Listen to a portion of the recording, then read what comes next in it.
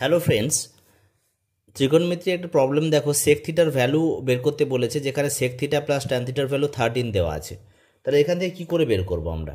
সবসময় একটা মনে রাখবে, একটা লজিক মানে আমরা ট্রিক হিসাবে মনে রাখবে যে sec theta plus tan theta যদি 13 হয়, তাহলে sec theta minus tan theta এটা হয়ে যাবে, যা থাকবে তার রেসিপ্রোকাল হয়ে যাবে। যদি এটা মাইনাস থাকতো, তাহলে যদি প্লাসটা বের করতাম, তাহলে সেটাও আমি রেসিপ্রোকাল করে করতাম।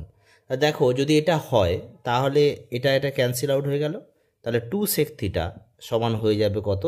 13 প্লাস 1/13। তাহলে সেক থিটা তাহলে কি হচ্ছে? Half of 13 plus 1/13। এটা হয়ে যাবে আমার অ্যান্সার ফাইনাল। অ্যাকচুয়ালি এটা কী করে এলো আমরা জানি, যে এই formula sec square theta minus tan square theta equals to 1। তাহলে sec theta plus tan theta into হচ্ছে sec theta minus tan theta